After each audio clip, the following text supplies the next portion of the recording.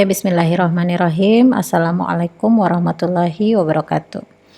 Ya, baiklah adik-adik, para peserta mata kuliah sediaan semi padat dan cair. Jadi kali ini kita akan melanjutkan materi mengenai salah satu sediaan cair yang akan dibahas pada materi kuliah sediaan semi padat dan cair. Nah, setelah meet kemarin ya, pekan lalu kita sudah membahas beberapa bentuk sediaan cair seperti larutan, sirup, eliksir, dan suspensi. Nah, setelah meet ini kemudian kita akan membahas beberapa sediaan, dua sediaan utama lagi ya, yang kemudian akan menjadi bahan pembelajaran kita untuk mengikuti ujian akhir kuliah atau ujian final ya. Nah, sediaan yang akan dibahas itu ada dua sediaan utama, yaitu sediaan cair, dalam hal ini adalah emulsi, dan beberapa sediaan semi padat ya.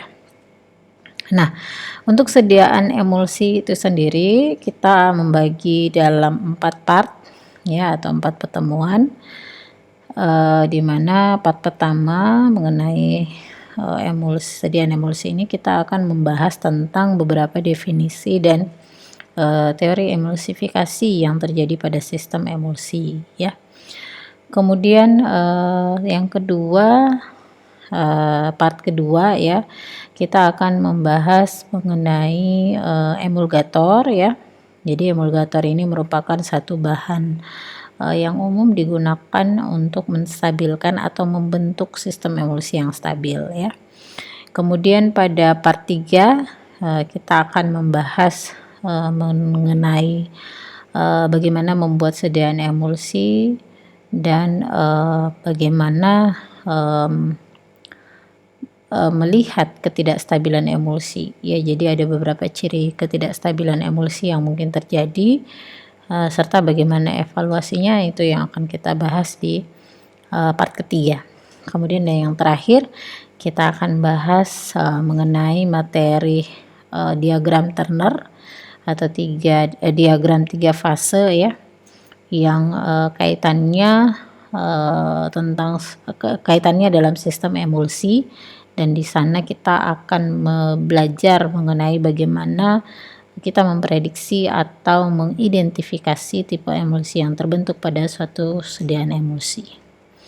Ya, mungkin itu sedikit pengantar ya mengenai apa saja yang akan kita bahas di dalam sediaan emulsi ini. Nah, untuk capaian pembelajaran atau learning outcome yang diharapkan dalam perkuliahan ini mengenai materi emulsi, adik-adik bisa langsung akses dan lihat pada aplikasi Kalam ya. Nah, baiklah, kita masuk untuk materi emulsi yang pertama. Kali ini saya akan memperkenalkan atau menjelaskan mengenai bagaimana sistem emulsi dan emulsi itu terbentuk ya. Ya, jadi sebenarnya pada keseharian kita ya, kita tuh sudah sering berjumpa dan bertemu dengan suatu sistem yang disebut dengan sistem emulsi. Nah, kalian bisa lihat pada beberapa gambar di slide ya. Contohnya itu santan ya, atau sari dari kelapa ya. Nah, santan ini kan ada beberapa kandungan lemak dan protein yang kemudian terkandung di dalam kadar air santan. Nah, inilah yang kemudian terdispersi di dalam airnya. Nah, kalian mungkin pernah memasak atau membuat makanan yang mengandung santan, atau ibu-ibu di rumah ya pernah membuat makanan yang mengandung santan, yang kadang-kadang tuh santannya memisah kalau pemanasan pemanasan yang berlebihan, suhu yang terlalu tinggi, atau karena tidak dilakukan pengadukan. Nah, itu bisa terjadi pemecahan bagian lemak santan dengan bagian airnya. Nah, inilah yang menjadi salah satu contoh ketidakstabilan emulsi dalam keseharian kita ya. Nah, ibunya mungkin sudah pernah masak masakan yang mengandung santan, yang mengandung lemak, seperti pada gambar ya, masakan daging berkuah, daging yang mengandung lemak ya. Nah, kadang-kadang kalau kita masak tuh lemaknya akan menghasilkan minyak yang kemudian akan mengapung di atas permukaan air kuahnya ya. Nah, nanti kalau dilakukan pemanasan dan pengadukan, maka pemisahan itu bisa dihindari ya, seperti itu ya. Jadi itu adalah salah satu sistem emulsi dalam keseharian kita. Nah, selain itu juga susu atau es krim yang mengandung susu ya, kemudian kejuan ya yang mengandung lemak ya. Di dalamnya kan ada protein, kasein yang tidak larut di dalam air, tidak bisa bercampur di dalam air. Nah, kemudian dia hanya terdispersi gitu ya. Karena perbedaan polaritas antara kasein atau protein dengan airnya ya. Nah, seperti itu juga sistem emulsi yang kita kenal di dalam sediaan farmasi ya. Jadi di dalam sediaan farmasi itu untuk sediaan yang polaritasnya rendah atau nonpolar ya. Kemudian kita mau buat dia dalam suatu bentuk sediaan dengan pelarut polar, dalam hal ini air ya, aqueous, maka dibuatlah dalam satu sistem yang disebut dengan sistem emulsi. Kalian bisa lihat pada gambar ya.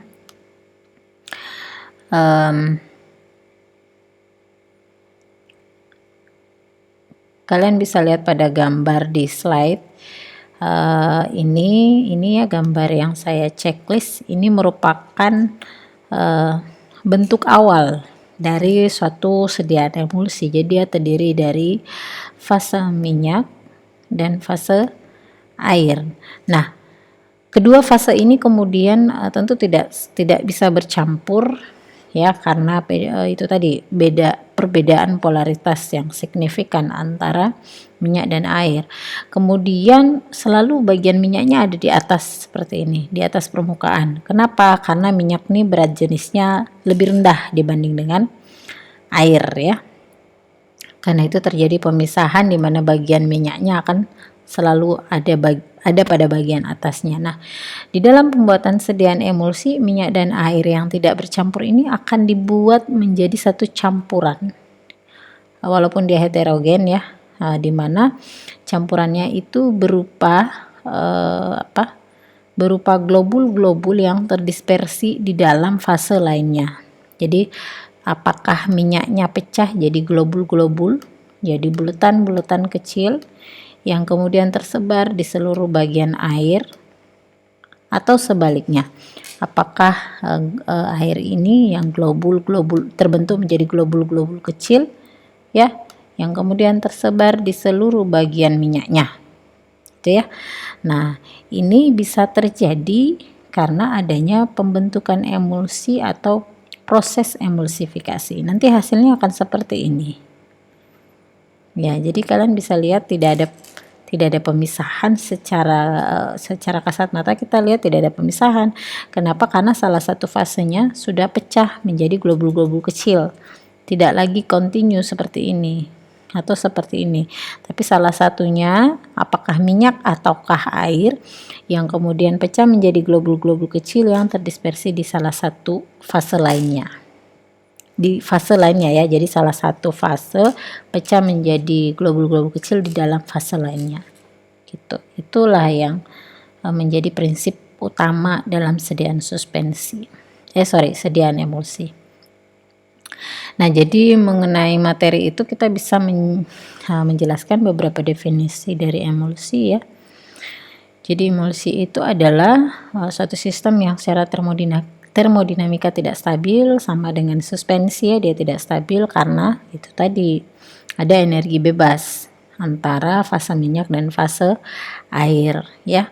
Dan ketidakstabilan termodinamika ini berusaha dipertahankan untuk memperoleh stabilitas fisika dari sediaan emulsi ya. Nah, di mana Emulsi ini terdiri dari sedikitnya dua cairan yang tidak saling bercampur, yaitu tadi salah satu cairannya terdispersi di dalam cairan lainnya.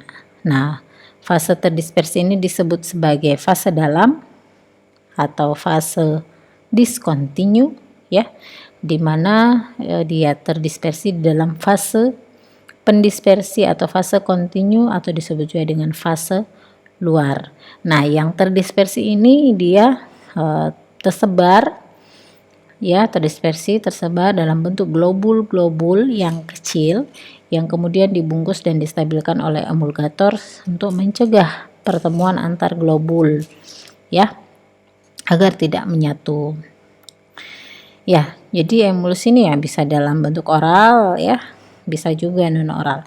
Nah, yang oral tuh ya tentu saja dia harus mengandung bahan pendispersi atau bahan pembawa yang digunakan, yang bisa digunakan sebagai sediaan oral. Ya, kurang lebih seperti itu ya sediaan emulsi. Nah, seperti yang saya jelaskan tadi bahwa ada dua kemungkinan, apakah fase minyaknya yang terdispersi di dalam fase air atau sebaliknya fase airnya yang terdispersi di dalam fase minyak. Nah, yang kondisi inilah yang kemudian akan menentukan tipe satu emulsi ya. Nah, kalian mungkin sudah pernah lihat ya sediaan Scott emulsion ini bukan beriklan ya, tapi ini sedikit satu contoh yang sering kita dapatkan di apotik ya atau di pelayanan. Jadi Scott emulsion ini mengandung minyak ikan, di mana minyak ikannya terdispersi di dalam aqueous atau pembawa pendispersinya ya. Nah, kadangkala ya kalian bisa lihat pada gambar ini ya. Jadi di sini ada minyak, yang kuning ini adalah minyak, yang merah ini adalah penstabil atau emulsifier, kemudian yang biru ini adalah air. Begitu juga ini ya, begitu juga dengan gambar yang kedua. Nah, jadi kapan emulsi itu terbentuk sebagai medium pendispersinya adalah air dan medium pendispersinya adalah minyak, itu tergantung dari salah satunya ya, tergantung dari banyaknya konsentrasi salah satu medium, salah satu fasenya. Jadi kalau fase airnya lebih banyak seperti pada gambar pertama ini ya, kalian bisa lihat kayaknya komponen airnya jauh lebih banyak, maka kemungkinan besarnya bahwa air ini yang akan menjadi fase kontinu atau fase pendispersi ini. Dan sebaliknya, kalau komposisi minyaknya jauh lebih banyak, maka minyak ini yang akan menjadi fase pendispersi. Nah, kalian bisa lihat dengan melakukan pengadukan ya, maka fase yang konsentrasinya sedikit ini ya, yang ada di bagian atas ini, dia akan pecah menjadi globul-globul, ini pecah jadi bulatan-bulatan kecil ini ya, yang kemudian pemecahan itu akan dibungkus oleh emulgator atau emulsifier. Ini emulsifier. Jadi kalian bisa lihat globul-globulnya tuh ada garis merah. Ini ada garis merah di sekeliling permukaannya. Itu untuk mencegah pertemuan antara globul satu dengan globul yang lainnya sehingga tidak terjadi penggabungan dan tidak terjadi pemisahan. Ya, seperti itu.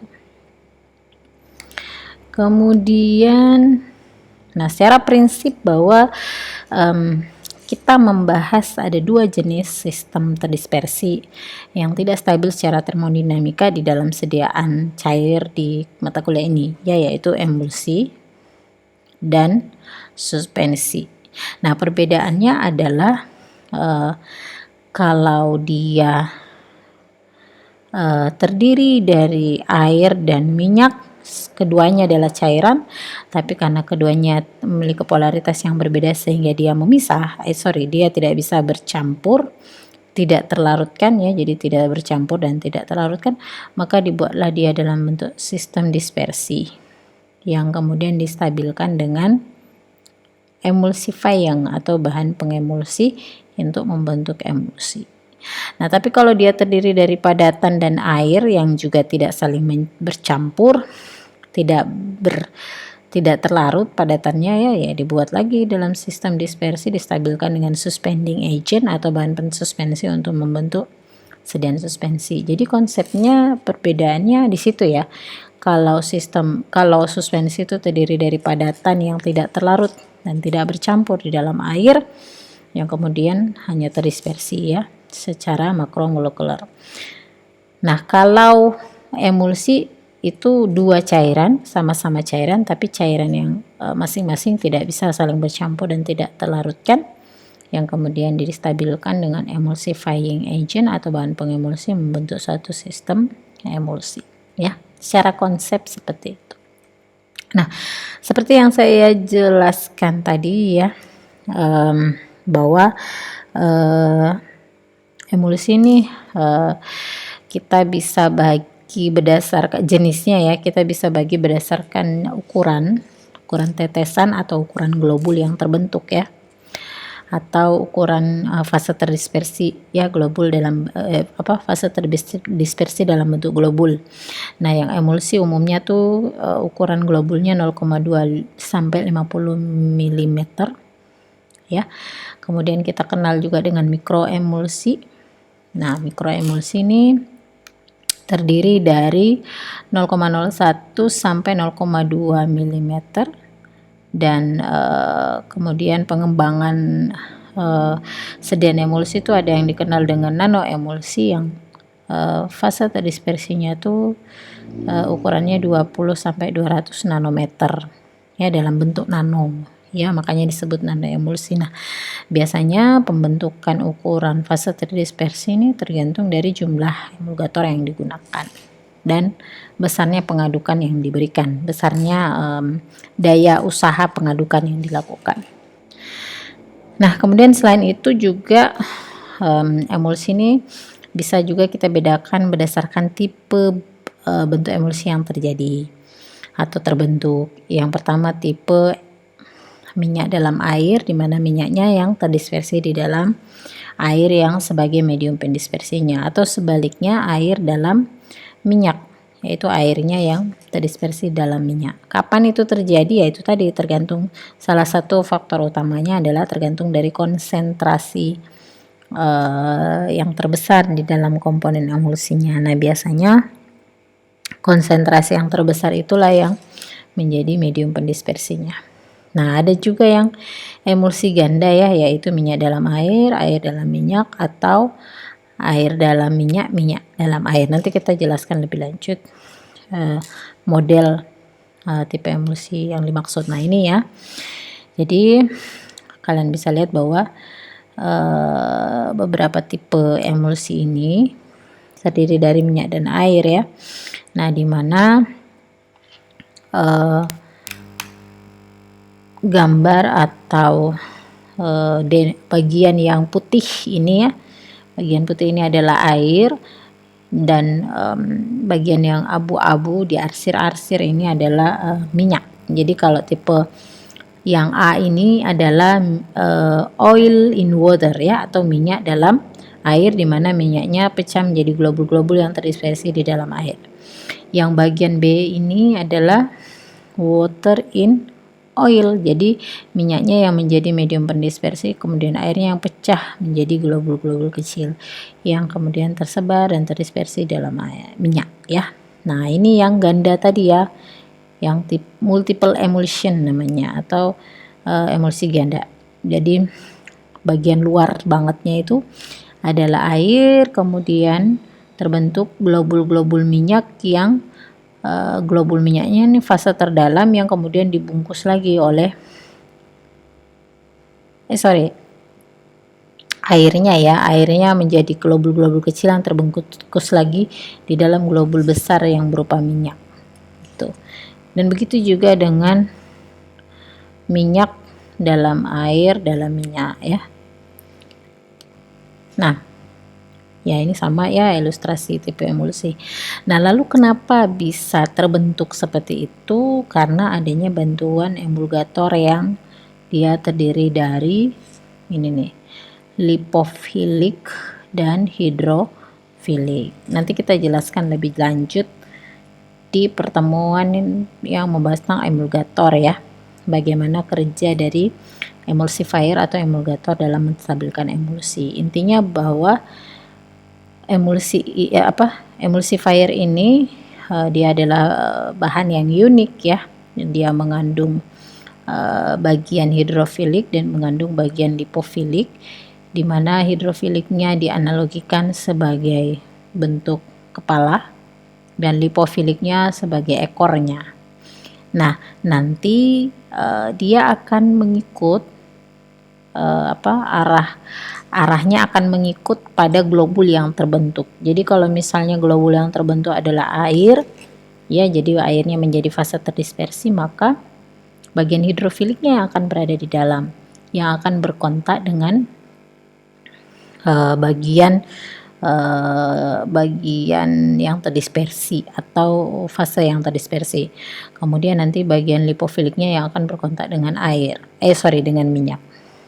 Nah, pada saat itulah dia membentuk emulsi air di dalam minyak ya. Sebaliknya juga gitu.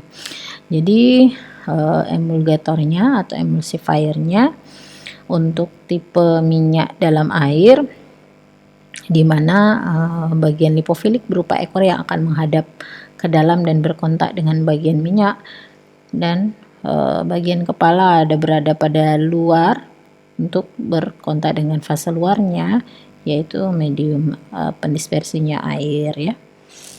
Nah, jadi kalian bisa lihat bahwa emulsi itu bisa terbentuk karena bantuan emulsifier yang berada di permukaannya ini, permukaan globul-globul yang terbentuk. Nah, kalau diperbesar seperti ini ya, jadi kan ada banyak tuh globulnya. Setiap globul tuh modelnya akan begini. Jadi dia mencegah pertemuan globul yang satu dengan yang lainnya karena dibungkus oleh emulsifier, di mana permukaannya ada bagian yang tidak disenangi. Jadi kalau contoh emulsi air dalam minyak, bagian luarnya nih ada bagian minyaknya ya, atau lipofiliknya ya, sehingga untuk globul yang lain itu tidak akan bisa menyentuh globul ini ya, karena ada ini yang menghalangi, ada lipofilik yang menghalangi ya. Jadi dia terbungkus oleh emulsifier. Seperti itu juga dengan tipe minyak dalam air ya. Nah, karena itu emulsi ini dapat terbentuk dengan bantuan emulsifier, dan selain itu ya karena adanya pengadukan yang dilakukan. Nah, pengadukan ini yang menyebabkan emulsi itu terbentuk secara spontan ya. Dan kadang-kadang kalian mungkin sudah pernah membuat ya waktu praktikum farmasetika mungkin, atau yang lainnya ya, praktikum farmasi fisika ya, membuat emulsi. Nah, kadang kok memisah ya, kadang memisah karena pembentukan emulsi ini benar-benar sangat spontan, dan hal ini kadang susah, sangat jarang terjadi. Nanti pembentukan emulsi itu bisa terjadi kalau pengadukannya tepat, jumlah emulsifiernya memenuhi untuk membungkus globul ya, dan itu semua terjadi secara spontan ya. Nah, kemudian proses pembentukan emulsi ini yang akan menentukan tipe emulsi yang terbentuk. Jadi kapan dia terbentuk ya tergantung berapa besar kecepatan penggabungan dari salah satu fase yang menjadi fase pendispersi. Karena itu fase yang umumnya konsentrasinya jauh lebih banyak itu akan lebih cepat bergabung ya, karena kan tentu konsentrasi yang tinggi akan mempengaruhi interaksi ya, sehingga yang paling cepat bergabung itulah yang akan kemudian menjadi fase pendispersi, penggabungan setelah pengadukan ya maksudnya ya. Nah, jadi kalau minyaknya yang lebih dulu saling bertemu, maka yang terbentuk air dalam minyak, jadi minyaknya yang menjadi fase pendispersi, begitu juga sebaliknya ya. Nah, seperti ini ya analogi pembentukan emulsi. Jadi emulsi ini bisa terbentuk dengan penambahan pengemulsi untuk mencegah kontak nih. Jadi ini garis-garis merah ini yang ada di sekitar permukaan itu adalah emulsifier ya, yang kemudian membungkus globul-globul sehingga mencegah kontak sesama globul, sehingga tidak terjadi kontak, sehingga tidak terjadi penggabungan. Nah, jadi awalnya kan memisah kayak gini ya, lalu dilakukan pengadukan, di mana pengadukan yang terjadi menyebabkan pecahnya fase, salah satu fase, yang kemudian yang pecah tuh dibungkus dengan emulsifier. Seperti ini modelnya. Ini kalau oil droplet atau minyak dalam air. Jadi pada saat diaduk, jadi di dalamnya tuh sudah ada emulsifier, ada minyak, ada air. Kemudian dilakukan pengadukan, karena minyaknya tuh lebih sedikit, minyaknya akan pecah jadi globul. Airnya juga pecah, tapi karena airnya konsentrasinya lebih banyak, sehingga airnya bisa mengalami penggabungan. Nah, minyaknya konsentrasinya sedikit, dia akan lebih mudah untuk dibungkus oleh emulsifier seperti ini ya. Nah, jadi dalam pembuatan emulsi itu ada 2 tahapan utama yang perlu dilakukan. Yang pertama, tahap disrupsi atau pemecahan fase yang akan menjadi globul. Apakah itu fase minyak atau fase air ya, yang menjadi globul kecil sehingga dia bisa terdispersi. Yang kedua adalah tahap stabilisasi. Tahap stabilisasi ini adalah di mana tahapan yang terjadi setelah pembentukan globul. Nah, globul ini kemudian akan dibungkus dengan emulgator atau emulsifier, atau dicegah pertemuannya dengan peningkatan viskositas. Nah, kalian bisa lihat pada gambar ya. Nah, gambar A ini kan minyaknya ada di atas ya, kemudian airnya ada di bawah. Yang gambar D ini sudah masuk tahap disrupsi atau pemecahan globul-globul. Jadi dia lakukan tuh pengadukan sampai minyaknya pecah jadi globul kecil. Nah, kalau dia tidak mengandung emulsifier ya, yang pecah tadi ini bisa bergabung lagi kayak gini nih ya, kayak gambar C. Tapi kalau dia mengandung emulsifier, bahan pengemulsi, maka dia bisa tetap terdispersi seperti gambar D, tidak terjadi penggabungan karena ada emulsifier yang menjadi penghalang pertemuan antara globul yang satu dengan yang lainnya gitu ya. Jadi pembentukan emulsi itu secara proses tahapan utamanya itu, yang pertama perusakan antar muka fase minyak dan fase air, yang dimana menyebabkan proses ekspansi minyak ke dalam air atau sebaliknya tergantung dari tipenya ya. Kemudian karena adanya ekspansi menyebabkan pemecahan fase minyak ataupun fase air yang menjadi tetesan-tetesan atau globul-globul. Ingat, tergantung dari tipenya. Kemudian semuanya pecah, fase minyak, fase air semua pecah atau berpisah menjadi tetesan-tetesan globul kecil. Nanti setelah itu terjadi proses penggabungan fase luar. Jadi tetesan-tetesan semua yang terbentuk, baik itu di air, baik itu di minyak, yang konsentrasinya lebih banyak, yang kecepatan penggabungannya lebih tinggi, itu yang akan menjadi fase luar ya. Kemudian yang terakhir adalah penstabilan tetesan-tetesan fase dalam sehingga tetap terbentuk globul yang terdispersi di dalam fase luarnya. Ya, mudah-mudahan difahami ya. Nah, jadi pembentukan emulsi nih dapat terjadi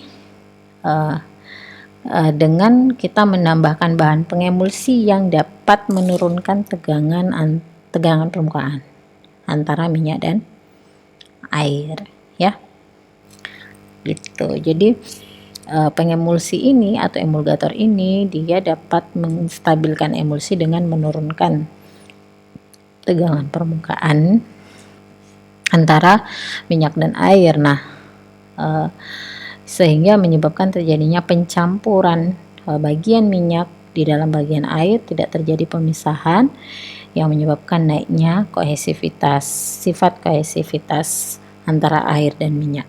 Nah, ingat bahwa emulsi ini tidak stabil secara termodinamika, sehingga energi bebasnya lumayan tinggi ya untuk menghasilkan kestabilan emulsi secara fisika. Jadi energi bebas ini berbanding lurus dengan tegangan permukaan dan juga dengan luas permukaan. Jadi semakin kecil luas permukaannya, maka semakin besar energi bebas permukaannya. Nah, kalian tuh bisa lihat pada gambar ini secara real ya, bahwa minyak dan air tuh kalau kita satukan dalam satu wadah, itu akan membentuk pemisahan ya, dimana minyaknya ada bagian atas, airnya ada pada bagian bawah. Kemudian kita melakukan tahapan yang pertama, yaitu pengadukan untuk membentuk ini, memecah salah satu fase menjadi globul-globul. Ini kan udah kayak globul-globul ya. Nanti globul-globul ini kemudian ditingkatkan kohesinya dan diturunkan adesinya ya. Nah, tapi karena ketidakseimbangan kohesi yang terjadi, karena itu tadi adanya perbedaan tegangan permukaan antara minyak dan air ya, yang menyebabkan berusaha mengurangi energi bebasnya, inilah yang menyebabkan cenderung terjadinya pemisahan. Jadi pun kalau kita aduk minyaknya pecah-pecah, kalau kita diamkan ya memisah lagi, minyaknya ada lagi di bagian atas bergabung dengan globul minyak yang lainnya. Nah, itulah yang dicegah dengan penambahan bahan pengemulsi. Nah, jadi proses pengadukan itu menyebabkan suatu fase terdispersi dalam fase yang lainnya karena adanya permukaan ya, luas permukaan yang meningkat, sehingga energi bebasnya juga semakin besar. Karena itulah dia semakin stabil secara fisika tapi semakin tidak stabil secara termodinamika. Inilah yang menjadi penyebab kenapa sistem ini dikatakan tidak stabil secara termodinamika, karena itu tadi pemecahan salah satu fase menyebabkan meningkatnya luas permukaan sehingga akan meningkatkan energi bebas ya. Kemudian fase mana yang akan menjadi fase terdispersi dan pendispersi ya tergantung dari komposisinya, seperti yang saya jelaskan tadi ya. Umumnya yang konsentrasi lebih tinggi atau komposisi lebih banyak yang akan menjadi fase pendispersinya. Kemudian fase yang memiliki komposisi lebih banyak daripada yang lainnya akan menjadi fase pendispersi. Ya, ini ya pernyataannya ya. Dan usaha stabilisasi globul-globul kecil fase terdispersi dalam emulsi ya bisa dilakukan dengan mencegah kontak ya. Jadi energi bebas permukaannya tetap diperbesar dengan mencegah kontak antar sesama globul dengan penambahan bahan penstabil. Dalam hal ini adalah emulsifier. Nah, jadi emulsifier yang berupa emulgator nih dapat membentuk emulsi karena dia adalah bahan aktif permukaan yang mampu menurunkan tegangan permukaan antara minyak dan air. Jadi dia bisa dikatakan stabil secara termodinamika apabila energi bebasnya kecil atau sama dengan nol, tapi tentu saja hal itu bisa menyebabkan terjadinya pemisahan ya. Karena itu berdasarkan persamaan tadi, delta E atau perubahan energi bebas sama dengan luas permukaan dikali viskositas ya. Jadi energi bebas ini dapat diturunkan kalau kita menurunkan tegangan permukaan, karena kan berbanding lurus ya, yang bisa menghasilkan emulsi yang lebih stabil. Nah, jadi penurunan tegangan permukaan karena adanya penambahan emulgator ini akan mengurangi gaya tolak menolak antara kedua cairan yang tidak saling bercampur, sehingga menjadi penyeimbang antara gaya kohesi dan gaya adesinya gitu ya. Nah, di dalam pembentukan emulsi kita juga kenal dengan teori wedge oriented. Nah, inilah yang terjadi pada penggunaan emulgator ya. emulgator yang terdiri dari lipofilik dan hidrofilik ya. Nah, di mana emulgator seperti yang sudah dianalogikan ya, dia hidrofiliknya adalah bagian kepala dan bagian lipofiliknya berupa rantai panjang yang kita gambarkan seperti ekor ya.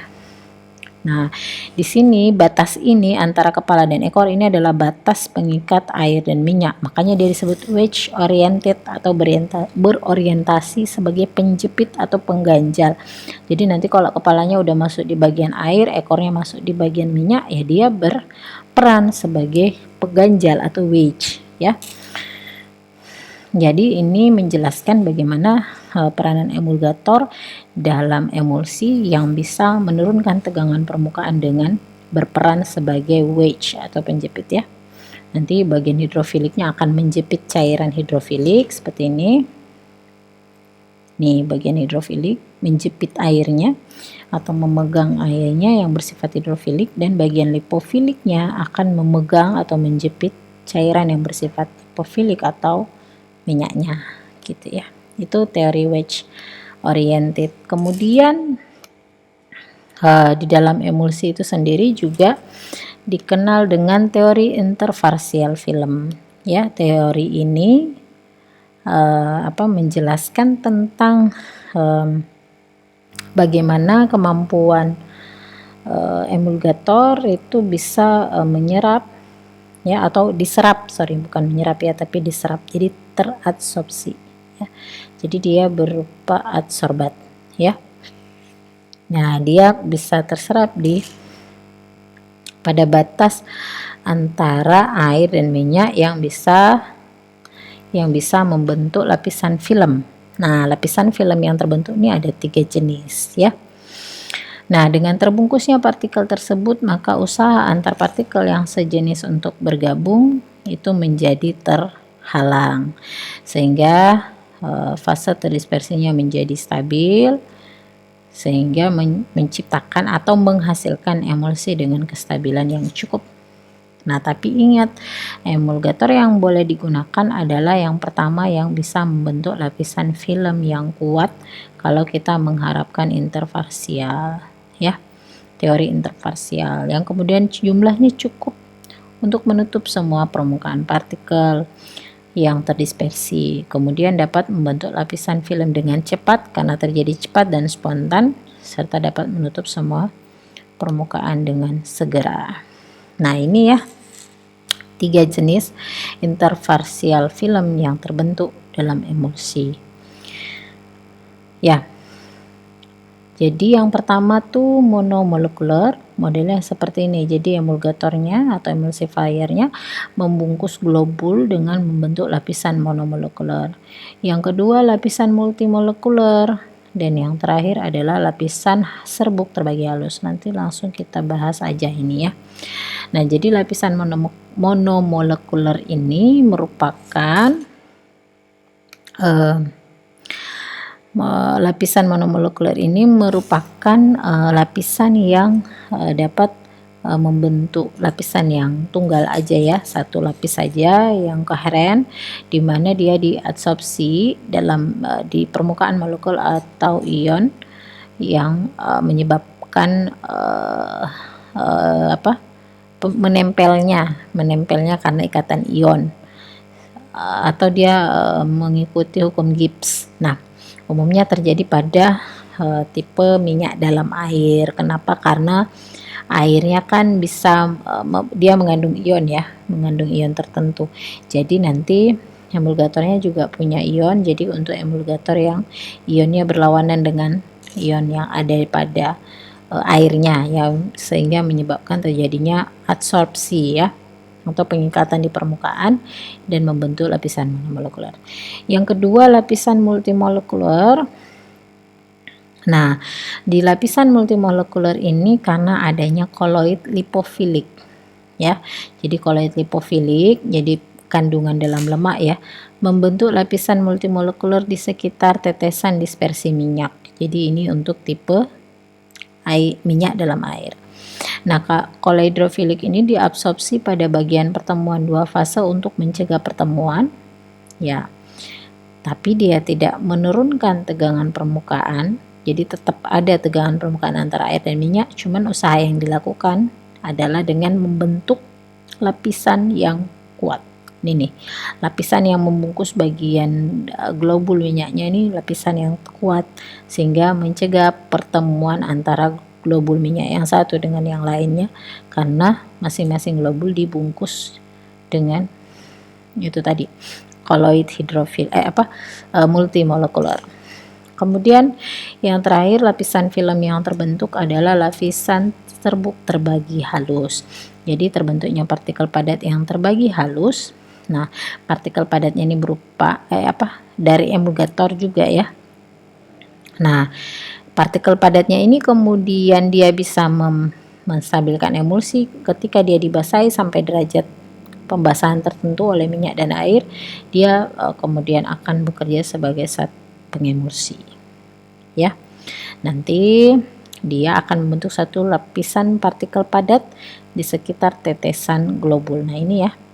Dia seperti bentuk padatan yang dia akan mencegah penggabungan globul yang satu dengan yang lainnya. Sama dengan lapisan film yang lain, bahwa dia tidak melakukan penurunan tegangan permukaan, tapi yang dihasilkan adalah lapisan lapisan film partikel padat yang kokoh atau yang kuat sehingga mencegah pertemuan antar globul. Nah, kemudian di dalam teori emulsifikasi juga kita kenal dengan teori electric double layer ya. Nah, mungkin kalian sudah pernah atau sudah dijelaskan ya di pertemuan sebelumnya mengenai zeta potensial pada suspensi. Nah, ini mirip ya. Jadi electric double layer ini adalah proses emulsifikasi yang terjadi karena adanya susunan listrik ya yang bisa menyelubungi partikel sehingga dia bisa saling tolak menolak untuk partikel yang sejenis, dan ini hanya terjadi pada emulgator yang mengandung muatan atau emulgator ionik, karena emulgator tuh ada ionik, ada non ionik ya. Ada juga Zwitter ionik, nanti dibahas di pertemuan khusus mengenai emulgator. Nah, kenapa dapat terjadi electric double layer atau muatan listrik ini? Yang pertama karena adanya ionisasi dari molekul pada permukaan partikel yang terdispersi. Kemudian adanya adsorpsi. Jadi ionisasi terjadi, ion yang terbentuk ini kemudian terabsorpsi oleh partikel pada cairan di sekitarnya, kemudian terjadi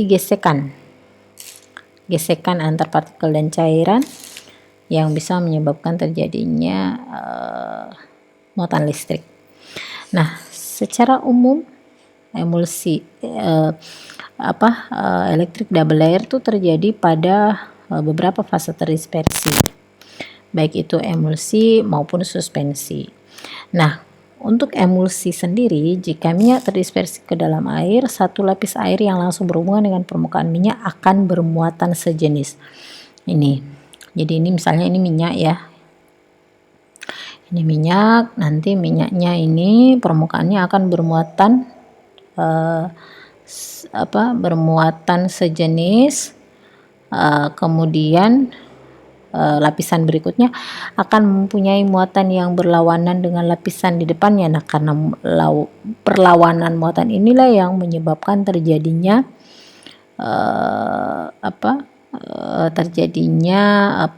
pelekatan atau pengikatan antara ion yang berlawanan. Nah, lapisan pertama ini disebut sebagai Stern layer ya. Jadi setelah itu ini kan taruhlah di sini ada 20 ion negatif, kalian bisa lihat pada gambar. Kemudian di lapisan kedua ini ada 10 bagian positif, jadi ada 10 kan yang saling berikatan. 10 negatifnya nih akan bebas dan aktif mencari pasangan. Nanti dia akan berikatan di lapisan kedua atau diffusi layer. Nah, kalau di suspensi kalian kenal dengan zeta potensial ya. Zeta potensial itu yang ini, yang negatif pertama kali. Jadi dia menentukan electric double layer yang terjadi. Jadi di sini tuh bisa negatif, bisa positif ya, tergantung zeta potensialnya. Nah, kenapa dia disebut electric double layer? Karena ini terbentuknya seolah-olah ya ada dua benteng lapisan listrik yang berlawanan. Jadi ada yang Stern layer dan ada diffusi layer. Ya. Nah, ini yang menyebabkan terjadinya penolakan setiap usaha partikel baik itu minyak ataupun cairan yang terbentuk globul ya, yang akan mengadakan penggabungan satu sama lain untuk menjadi molekul yang besar sehingga terjadi pemisahan. Nah, karena itulah dicegah ya supaya tidak terjadi pemisahan dengan Stern layer dan diffusi layer. Jadi ada dua lapisan yang melindungi ini nih sehingga tidak bergabung dengan teman-temannya sesama globul partikel. Ya, kemudian sehingga saat itulah stabilitas akan terjaga dengan terbentuknya globul dan dan pencegahan penggabungan globul tersebut. Nah, kalau kita gambarkan secara umum ya, seperti ini model dari electric double layer. Jadi ada berapa adsorpsi dari ion spesifik ya. Nah, itulah yang disebut zeta potensial dalam suspensi, karena itu suspensi biasanya salah satu yang perlu dilakukan adalah mengukur zeta potensialnya. Nah, untuk emulsi sendiri itu pun terjadi hingga membentuk lapisan Stern atau Stern layer ya, yang pertama tadi ya. Nah, lapisan Stern ini ada dua, terdiri dari dua bagian ya, yaitu satu bagian pertama ya, dua lapisan dengan muatan yang kompak atau yang adsorpsi, dan yang kedua adalah difusi, lapisan difusi ya. Nah, lapisan difusi ini nih, difusi layer, ini Stern layer ya. Nah, lapisan difusi ini tidak kompak, dia bebas bergerak karena muatan yang tidak punya pasangan tadi. Jadi ini kan negatif tuh. Akhirnya di lapisan Stern dia punya pasangan, akhirnya berikatan. Kemudian untuk negatif yang tidak punya pasangan, dia akan berpindah ke difusi layer, membentuk difusi layer. Dia bergerak bebas mencari pasangan sampai ketemu ya ion positif dan berikatan membentuk difusi layer atau lapisan kedua ya. Oke. Itu tadi penjelasan mengenai materi tentang emulsi dan emulsifikasi. Untuk pendalaman lebih lanjut kita akan bertemu di emulsi part berikutnya ya. Untuk hal-hal yang tidak dimengerti boleh ditanyakan di forum chat yang akan dibuka pada aplikasi Kalam. Oke, saya tutup. Sekian dan terima kasih. Wassalamualaikum warahmatullahi wabarakatuh.